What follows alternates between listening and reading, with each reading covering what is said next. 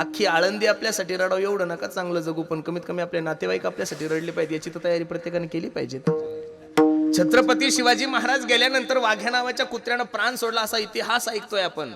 ज्ञानोबरायांनी समाधी घेतली त्यावेळी जगाचा मालक रडत होता. मला माहिती आहे तुमच्या आणि माझ्यासाठी कुत्रे नाही मारणार याची गॅरंटी मी कीर्तनातून घेतो तुमची माझी, पण कमीत कमी तुमच्या आणि माझ्यासाठी 2 लोकांनी तरी रडलं पाहिजे याची प्रत्येकाने तयारी केलीच पाहिजेत. महाराज मला एवढंच सांगायचं, जात असताना असं जा की तुम्ही गेल्यानंतर तुमच्या नावाचा सुगंध या महाराष्ट्रात दरवळला पाहिजे. ज्ञानोबरायचं जीवन पहा, जगद्गुरु तुकोबरायचं जीवन पहा, जेवढे काही क्रांतिकारी संत महानुभव या महाराष्ट्रात जन्माला आले त्यांच्या जीवन चरित्राचा अभ्यास जर केला तर त्यातला कोणताच महात्मा 100 वर्ष जगलेला नाहीये. ज्ञानोबरायचं आयुष्य अवघ 22 वर्षाचं होतं महाराज. जगद्गुरु तुकोबरायचं आयुष्य 45च्या अगोदर आहे. छत्रपती शिवाजी महाराजांचं आयुष्य सुद्धा 45च्या अगोदर आहे. पण काम एवढं सुंदर केलं की अजून सुद्धा त्यांच्या नावाचा सुगंध या महाराष्ट्रात दरवळतोय.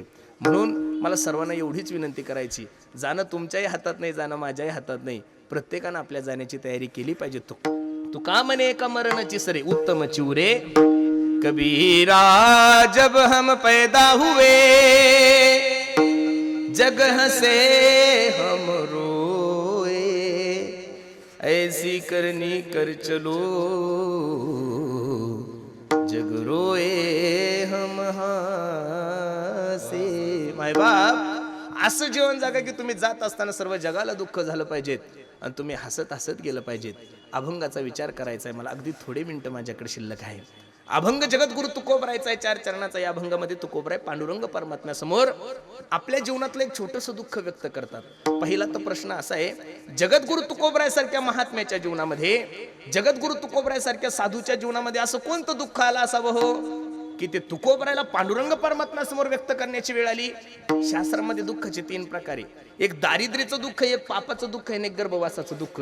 हे नसल 3 कळले तर अजून 3 सांगतो. एक आध्यात्मिक दुःख, एक अधिभौतिक दुःख आणि एक अधिदैविक दुःख आहे. एवढी दुःख सांगून तुम्हाला दुःख देण्याचा माझा मुळीच हेतू नाहीये. जसं जमल तसं सांगण्याचा प्रयत्न करू. पहिलं जे दुःख आहे ते दारिद्र्याचं दुःख आहे. जगद्गुरु तुकोबराय सारख्या महात्म्याच्या जीवनामध्ये, जगद्गुरु तुकोबराय सारख्या साधूच्या जीवनामध्ये दारिद्र्याचं दुःख अजिबात नाहीये. अरे छत्रपती शिवाजी महाराजासारखा जगातला सर्वात सुंदर राजा ज्या महात्म्याचा शिष्य आहे महाराज, त्या महात्म्याच्या जीवनामध्ये दारिद्र्याचं दुःख अजिबात नाहीये. गाथ्यामध्ये जगद्गुरु तुकोबरायचा एक अभंग आहे, किती सुंदर आहे पहा. याती शूद्र वैश्य केला व्यवसाय, आधी तो हा देवकुळ पूज्य, नये बोलो परी पाळीले वचन केली याचा प्रश्न तुम्ही संती. या अभंगामध्ये माझ्या जगद्गुरु तुकोबरायने स्वतःचा जीवनपट समाजासमोर ठेवला. दुष्काळे आटीला द्रव्य नेला मान, श्री एकांना न करता मेली. अरे ज्या महात्म्याची गावची पाटीलकी गेली तरी तो महात्मा म्हणतो देवा बरं झालंय. ज्या महात्म्याची गावची शावकारकी गेली तरी तो महात्मा देवाला बरं झालंय. काय तुकोबरायचं अंतकरण असलो. बायको अन्न करता मेली तरी तुकोबराय सांगतात बरे झाले देवा, बरी या दुष्काळे. बायको अन्न करता मेली तरी तो महात्मा म्हणतो की देवा बरं झालं. साधी कीर्तनाची तारीख रद्द झाली तर दिवसभर करमत नाही आपल्याला. आपल्या हातातलं नियोजन जर दुसऱ्याने घेतलं महाराज तर 6-6 महिने करमत नाही. जून को याच्या बापाचा 7-12 येतो सप्त्याचं नियोजन. म्हणजे आपण तुकोबराय मध्ये खूप जमीन आसमानचा फरक आहे. लक्ष द्या माझ्या कीर्तनाकडे. मग जगद्गुरु तुकोबरायच्या जीवनामध्ये दारिद्र्याचं दुःख नाही एक, आणि पापाचं दुःख साधू संतांच्या जीवनामध्ये शक्यच नाहीये. तू का म्हणे आम्ही झालो अग्निरूप लागो निधी पाप. दुसरं प्रमाण घ्या, झुंजार ते एक विष्णुदास जगी, झुंजार ते एक विष्णुदास जगी, झुंजार ते एक विष्णुदास जगी, विष्णुदास जगी. पाप पुण्य अंगी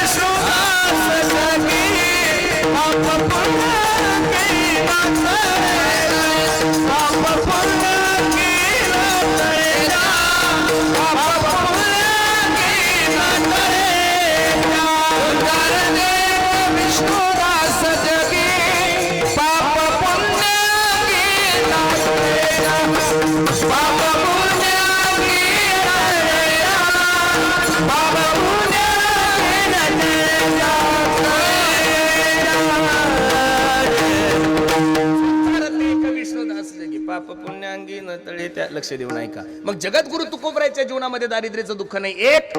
जगद्गुरु तुकोबरायच्या जीवनामध्ये पापाचं दुःख नाही, दोन. आणि गर्भवासाचं दुःख साधू संतांच्या जीवनामध्ये नाहीच महाराज. गर्भवासाचं दुःख तुम्हाला आणि मला काय सांगू, गर्भीची यातना मज भोगिता नारायणा मांस मळ मूत्र जाना तुझ क्षणोक्षणा ध्यात असे. पण साधू संतांच्या बाबतीत हे प्रमाण लावायचं नाही, कारण की गर्भवासी दुःख नाही येता जाता आणि हृदय असता. म्हणून तर जगद्गुरु तुकोबरायदिक सर्व साधू संतांनी सांगितलं, घेईन मी जन्म. गर्भवासाचं दुःख असतं, ही प्रतिज्ञा केलीच नसती ना.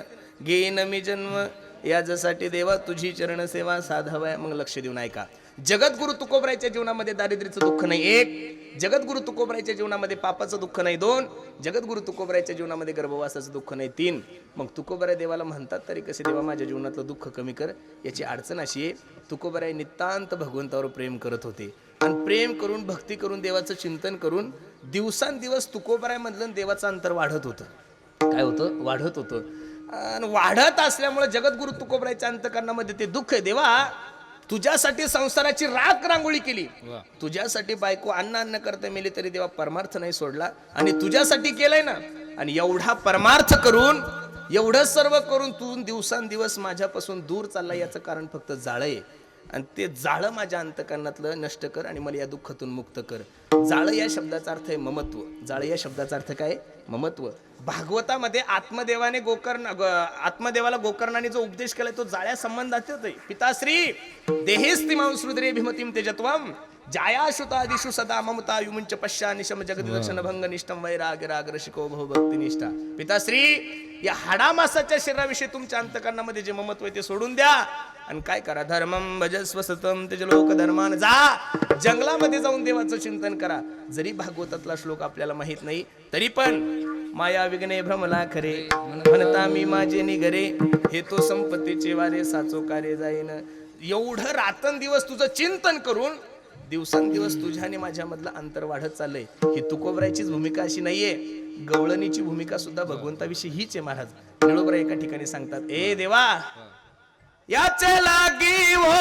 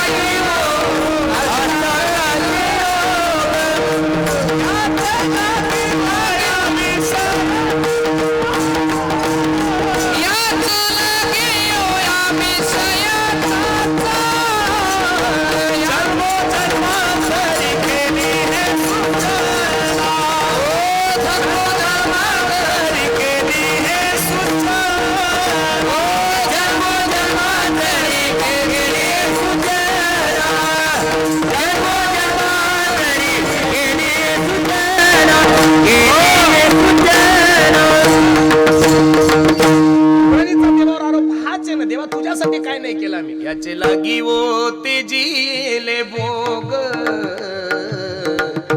याचे लागी वो केले ना याग.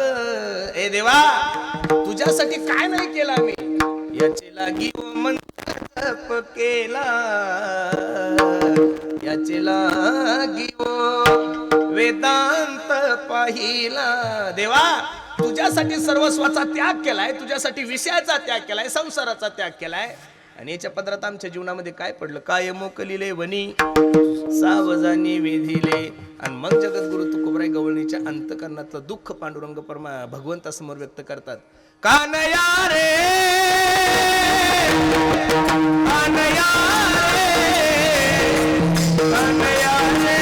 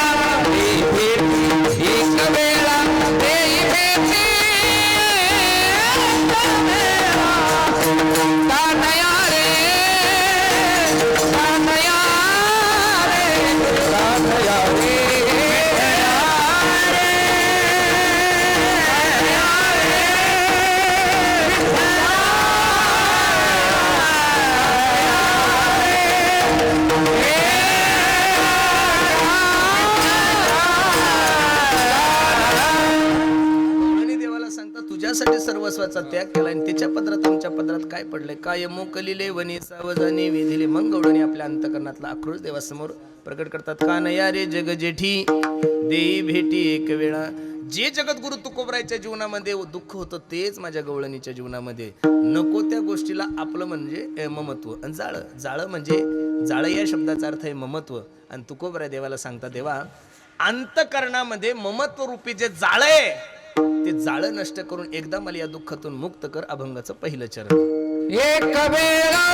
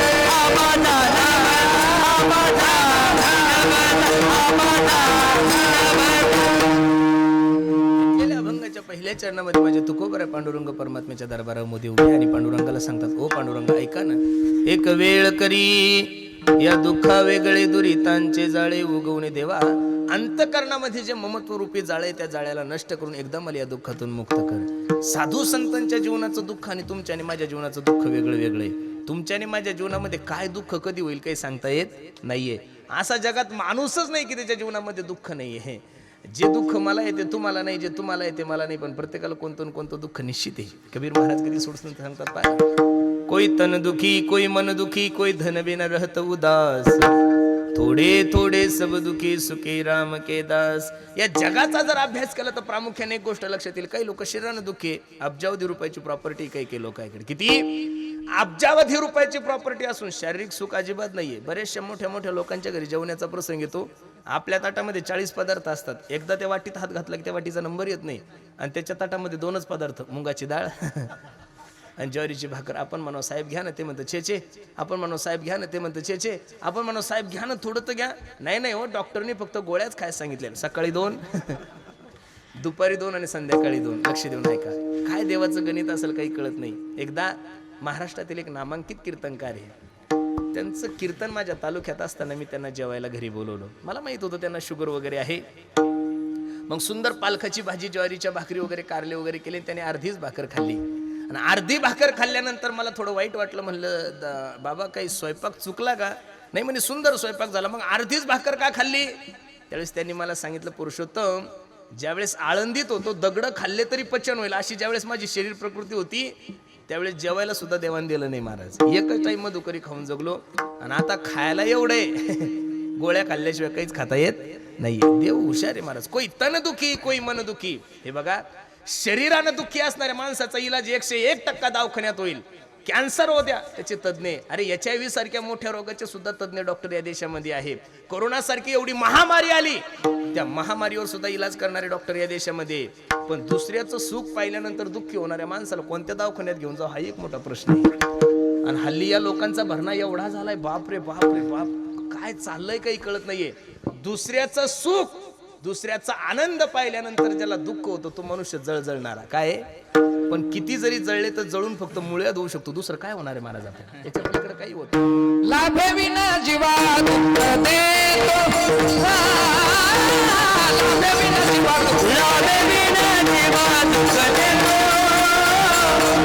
लाभविना जीवा दुःख देतो. हे संसाराचा ठाव अंतरी नसावा, लाभविना जीवा दुःख देतो, लाभविना जीवा दुःख देतो. अंतरी नसावा, लाभविना जीवा दुःख देतो, लाभविना जीवा दुःख देतो, दुःख देतो, दुःख देतो, ठाव हृदयी अंतरी नसावा. कोणाविषयी अंतकरणामध्ये मत्सर करू नका. ज्याच्या त्याच्या प्रारब्धाने ज्ञानोबरायने ज्याला त्याला दिलेलं आहे. मी तर नेहमी सांगत असतो महाराज, आपण खरोखर भाग्यवान आहोत महाराज की ज्ञानोबरायची कूस तुम्हाला आणि मला सापडली. खरोखर भाग्यवान हो. नाही तर कोणत्या शाळेमध्ये शिकलेले लोक आहे महाराज आपण, 7वी 8वी फेल लोक वाचणारे महाराज. आज एवढी ज्ञानोबरायची कृपा झाली आणि मला आनंद वाटतो महाराज. या परिसरामध्ये मी 20 वर्ष इकडंच राहिलो होतो, आपल्या माऊली प्रसाद कॉलनीमध्ये. भाऊंचा एक स्वभाव होता महाराज. मी ज्या वेळेस मंदिरात गेलो त्यावेळेस या माणसाला मंदिरात पाहिलं बरं महाराज, खरं सांगतो तुम्हाला. आणि त्यांची माझी ओळख होती. त्यांना माहिती आहे आपल्याच गल्लीत राहतात, तिकडच राहतात. मला रमेशटीत भेटले की चहा पाजणार म्हणजे पाजणार, त्यांचा नेमच होता महाराज. अरे असे कोण महात्मे. मी तर नेहमी सांगतो, हा जो परिसर आहे ना महाराज, पंचक्रोशीतील परिसर, ह्या लोकांच्या आमच्यावर खरोखर खूप उपकार आहे महाराज. आज आम्हाला समाज मानतोय, आज कीर्तन घेतोय, आज सगळं असलं तरी ज्यावेळेस आम्हाला काहीच येत नव्हतं, ना वाजवता येत होतं, ना गायन करता येत होतं, ना विणा वाजवता येत होतं, ना गीता होती, ना हरिपाठ होता. अरे चांगल्या लेकराला तर कोणी जवळ घेईल ना महाराज. ज्याला काहीच येत नव्हतं त्यावेळेस तुम्ही लोकांनी 2 टायमाच्या मधुकरीची व्यवस्था केलेली, म्हणून तुम्ही आमच्या मायबापच आहात महाराज. ही विनंती. हा परिसर मी त्यांचं पाहिलं. अहो 10-10 वर्ष रजिस्ट्री थांबवली महाराज. तुम्ही महाराज फक्त तुम्हाला जसे जसे पैसे येतील तसे तसे तुम्ही द्या. असं कोण थांबतंय महाराज? स्क्वेअर फुटवर जागा आहे आपल्या केळगाव रोडला. आणि असं अरे भावाला सुद्धा महाराज प्रॉपर्टी देताना माणसं भांडणं करतात. आमच्यासारख्या महाराज लोकांसाठी 10-10 वर्ष थांबलेले भाऊ.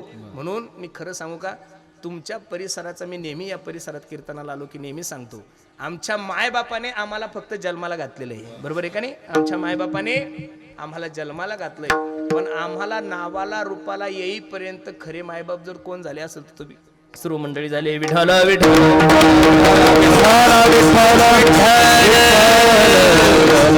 महाराज सांगतात, कोई तन दुखी कोई मन दुखी कोई धन बिना रहत उदास. काही काहीकडे पैसा नाही म्हणून टेन्शन मध्ये, काही काहीकडे पैसा नाही म्हणून टेन्शन आहे, काही काहीकडे एवढा पैसा आहे की ते ईडीमुळे टेन्शन मध्ये. म्हणजे धन सुद्धा माणसाला दुःखीत. बरोबर आहे का नाही? आणि ज्यांच्याकडे काहीच नाही ते बिचारे महाराज लोकांचं पाहून दुःखी, हे बी एक मोठं टेन्शनच आहे ना. बरोबर आहे का नाही? ज्यांच्याकडे पैसा नाही तेही ताणातच आहे, ज्यांच्याकडे भरपूर पैसा आहे ते ईडीमुळे ताणात आहे. आणि याच्यापेक्षा जो जळजळणारा वर्ग आहे तो बिचारा महाराज लोकांचं पाहून. पण त्याला माझी एवढीच विनंती आहे, अन्न मान धन येतो प्रारब्धाधीन. कणून मान भेटत नाही, कुथून मान भेटत नाही, निंदा करून मान भेटत नाहीये. ज्ञानोबरायची कृपा. अरे ज्ञानोबरायची कृपा रेड्यावर झाल्यानंतर रेडा ऋग्वेद बोलतो. आमच्यासारखे पोरं कीर्तन करतात, यात काहीच नवं नाही. विठ्ठल विठ्ठल साधूच्या जीवनात जीवनातलं दुःख वेगळं आहे. साधूच्या जीवनामध्ये दुःख जरी झालं तरी ते भगवंताच्या प्राप्तीविषयीच होईल ना. नाटाच्या अभंगामध्ये एक तुकोबराय वर्णन करतात, काही मी उद्धार पावेन काही कृपा करीला नारायण. या नाटाचा शेवट किती सुंदर आहे पहा. ऐसी चिंता करी सदा सर्व काळ, रात्रंदिवस हे चित्तळमळ. तुका म्हणे नाही आपले बळ जेणे फळ पावेन निशेषी. फक्त भगवंताची कृपा आमच्यावर व्हावी, भगवंताने आम्हाला दर्शन द्यावं, हीच अपेक्षा आणि हेच दुःख जगद्गुरु तुकोबराय अधिक सर्व साधू संतांच्या जीवनामध्ये. भेटी लागी पंढरी नाता, जीवा लागली तळमळ व्यथा. मातंग ऋषीने शबरी आई साहेबाला सांगितलं होतं, शबरी ए शबरी, तुझी सेवा पाहून तुझी भक्ती पाहून मी प्रसन्न आहे ग, काळजी करू नको, प्रभू रामचंद्र तुला भेट द्यायला येईल. त्या दिवसापासून 14 वर्ष वाट पाहिली महाराज शबरी मातेने. किती वर्ष वाट पाहिली? 14 वर्ष. 14 वर्षानं जगाच्या मालकानं कृपा केली. तुम्हाला तर असं वाटतं एक वारी केली म्हणजे देव आपल्या घरी सालानच राहायला पाहिजे. एवढं सोपं नाही हो महाराज. हल्ली वातावरण, मी बाळू महाराज शेवाळे इथं आहेत, शास्त्रीजी आहेत. आमच्या मायबापाने ज्यावेळेस आम्हाला 1999-2001ला आळंदीला टाकलं होतं ना, त्यावेळेस आम्हाला काहीच व्हायचं नव्हतं. आम्हाला फक्त घरच्यांनी एवढं सांगितलं होतं हनुमान बाबा की पक्वा शिक, पकवाज एक पकवाज, पकवाज दोन्ही पकवाज, पकवाज त्रिक पकवाज आणि पकवाज चोक नंतर गायन. आता तर असं झालंय महाराज, कठीण तळा झालाय हो. आमच्या डोक्यातच नव्हतं महाराज. ह्या लोकांनी सांभाळलेलं आहे. मला बाळूबानी खूप जीव लावला, माझ्यावर खूप प्रेम होतं. ज्यावेळेस मला धोतर घालायला भेटत नव्हतं, या माणसानं धोतर घेऊन दिलेली. हे मानलंच पाहिजेत महाराज. हे राजेच लोक आहे ना, इथले ना ग्रामस्थ आहे, मग त्यांच्या आश्रयानंच आपण मोठे झालो. लक्ष देऊन कीर्तन ऐका. आता तर मानसिकता एवढी झाली खराब लोकांची, संस्थेत पोरग टाकलं की बाप पोराच्या संस्था महाराजाला सांगतो, महाराज 6 महिन्यात माझं पोरग इंदुरीकर झालं पाहिजे. तुझ्या बापान ठेवलं का ती का मशीन आहे का टाकली की बाहेर काढायला? लोकांची धारणा चुकीच झाली. एक तर यांना सेवा माहित नाहीये, बरोबर आहे का नाही? ज्याला कीर्तन करायचं महाराज त्यानं कमीत कमी 2-4 वर्ष ते एखाद्या कीर्तनकारा मागं टाळ घेऊन वाजवलं पाहिजे का? यांना हरिपाठ.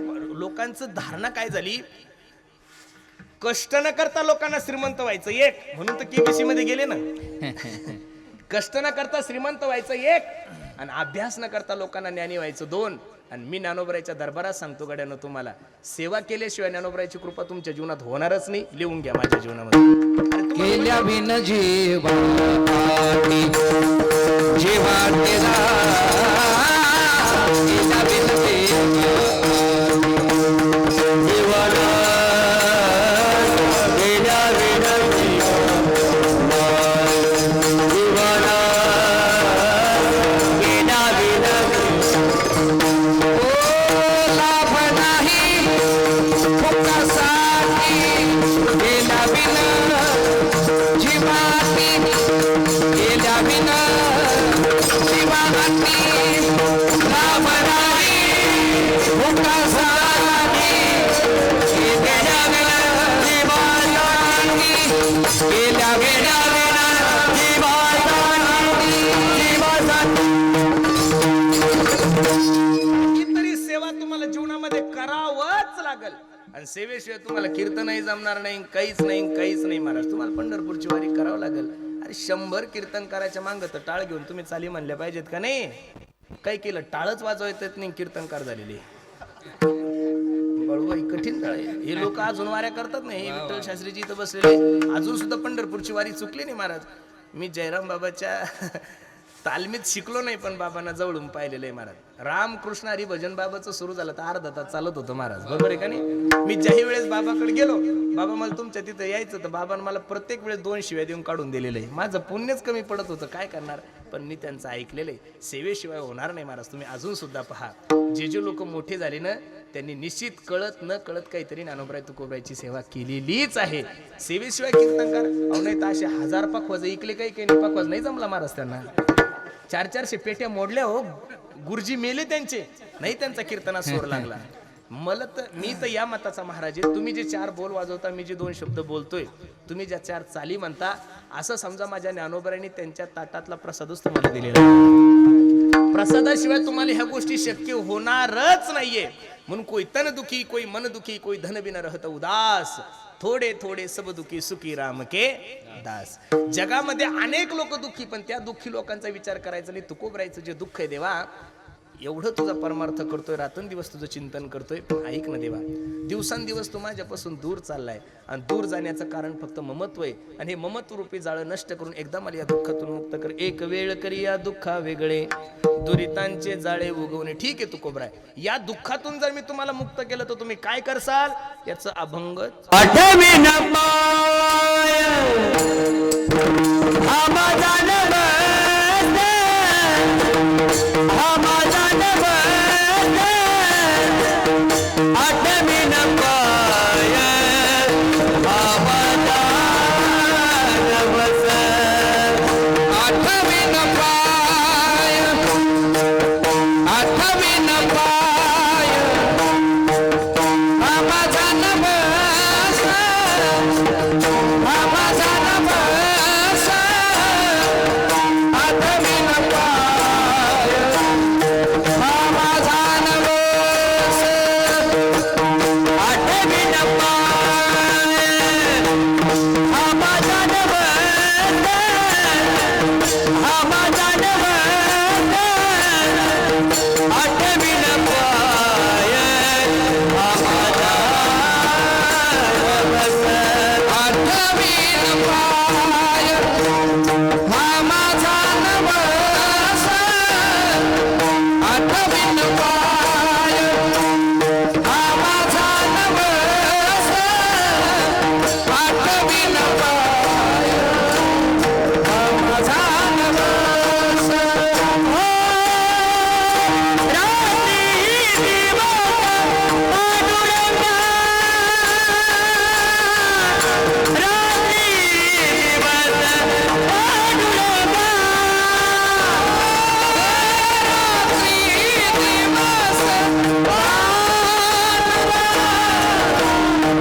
रात्री दिवस राम.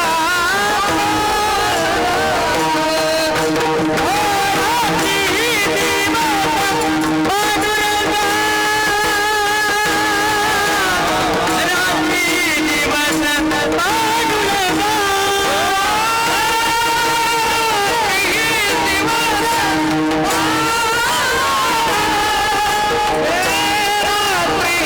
दिवस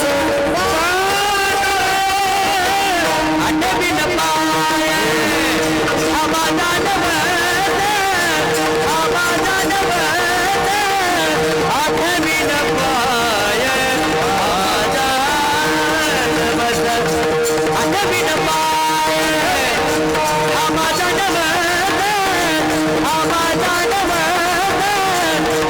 आठवीन पाय हा माझा नवस. आठवीन पाय हा माझा नवस, हा माझा नवस. आठवीन पाय हा माझा नवस. आठवीन पाय, आठवीन पाय हा माझा नवस, हा माझा नवस. आठवीन पाय हा माझा नवस. आठवीन पाय हा माझा नवस, हा माझा नवस.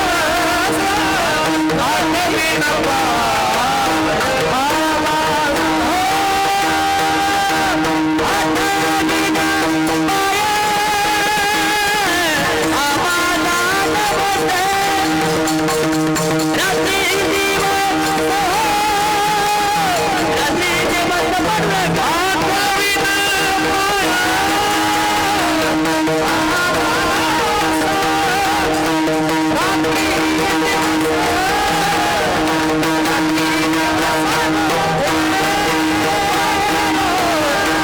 माझा अभंगाच्या द्वितीय चरणामध्ये माझे तुकोबराय सांगतात, आठवीन पाय हा माझा नवस, रात्री दिवस पांडुरंग. रात्रंदिवस मी देवा तुझे पाय आठवीन. मी सांगू तुम्हाला महाराज, जगद्गुरु तुकोबरायचं तसंही जीवन पाहिलं तर रात्रंदिवस तुकोबराय देवाचं चिंतन करतच होते. गोविंद असनी, गोविंद शयनी, गोविंद त्यामनी बैसलासे, माझी मज झाली अनावर वाचा, नामाचा घेतलासे. तुकोबराय देवाला सांगता, देवा एकदा जर तुम्ही मला या दुःखातून मुक्त केलं तर मी तुम्हाला आश्वासन देतोय, आठवीन पाय हा माझा नवस.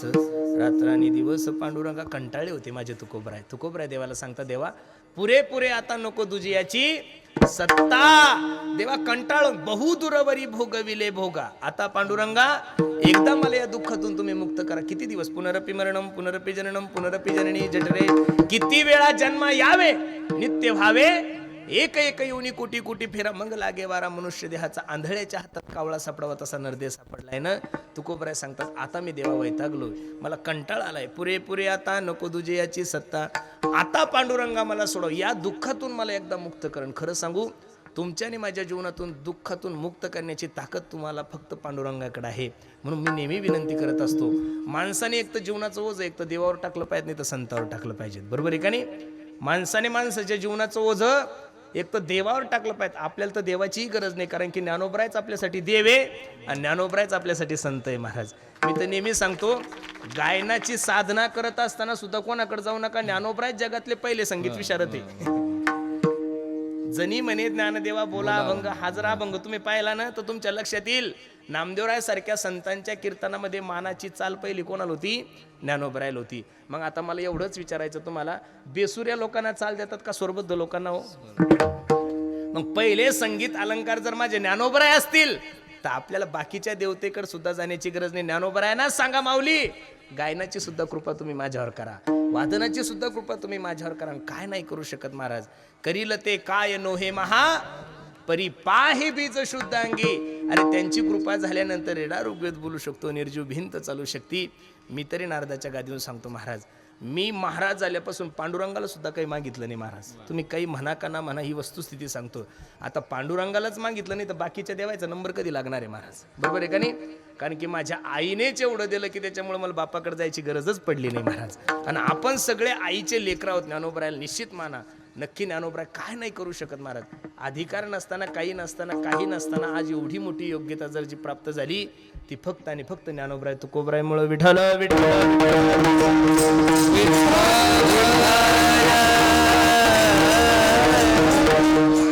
देवावर आपला विश्वास कमी पडतोय. अरे जेवढा विश्वास तुम्ही डॉक्टरवर ठेवता त्यातला 0.5% जरी विश्वास देवावर ठेवला तरी जीवनामध्ये तुमचं कल्याण झाल्याशिवाय राहणार नाही. 4 तास ऑपरेशन करतो डॉक्टर जर ऑपरेशन थिएटरच्या बाहेर ज्यावेळेस येतो त्यावेळेस नातेवाईक सांगतात, ओ डॉक्टर साहेब कसं आहे आमचं पेशंट?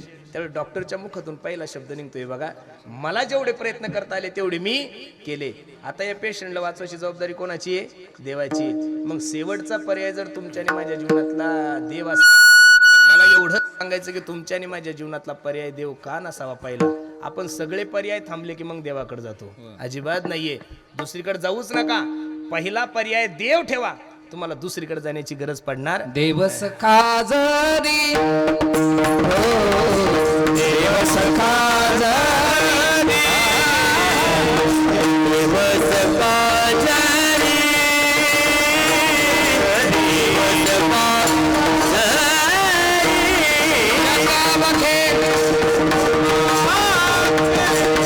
जगावखे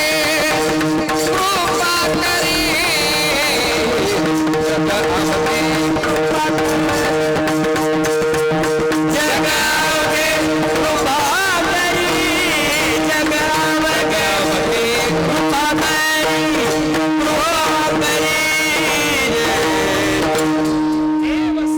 करी जग अवघे कृपा करी. कृपा ज्ञानोबरायने केली पाहिजे, देवाने केली पाहिजे. बाकीच्या याच्या कृपेचा ताण घेऊ नका. बाकीच्या याची कृपा त्यांची त्यांच्यावरच होत नाही तर आपल्या महाराज लोकांवर काय होणार आहे? त्याच्यामुळे बाकीच्या कृपेचा ताण नका घेऊ की यांच्यामुळे मी जगलो आणि त्यांच्यामुळे जगलो. महाराज लोकांनी एक वाक्य ध्यानात ठेवा, तुम्ही आज जे आहात ते फक्त ज्ञानोबरायमुळे, कोणामुळेच नाहीये.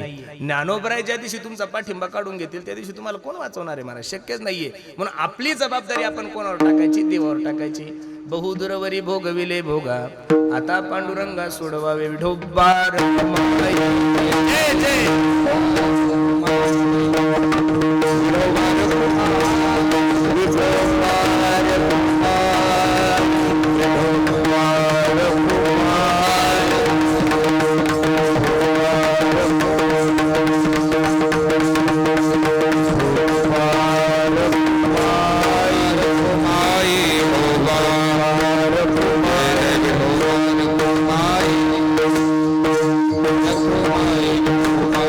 Bye.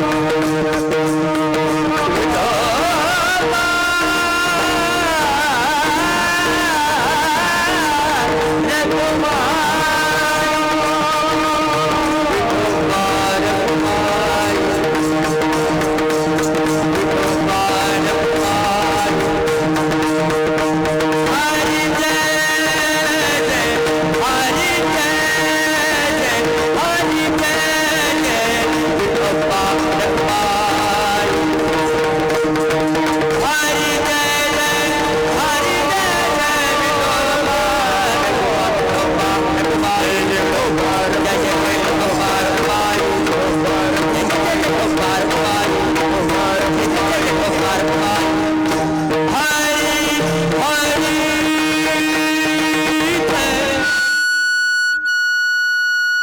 बहुदुरवरी भोगविले भोगा आता पांडुरंगा सोडवावे.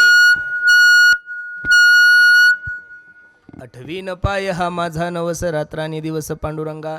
एकदा का जर तू या संकटातून मला सोडवलं ना देव. इथं मॉनिटरला दे दादा आवाज. तू तर कमी गेली लाईट.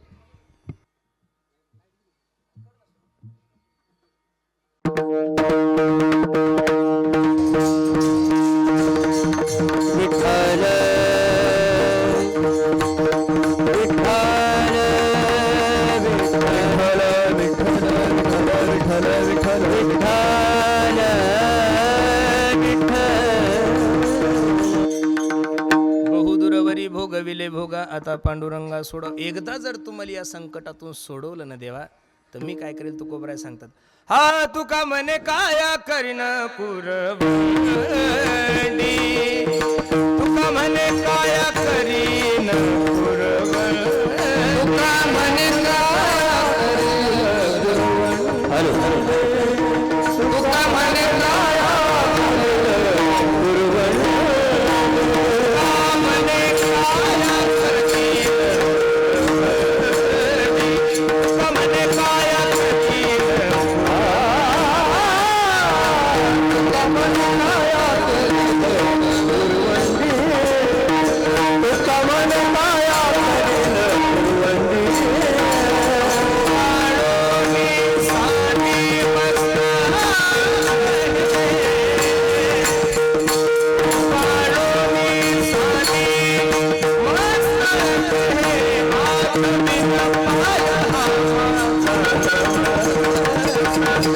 आता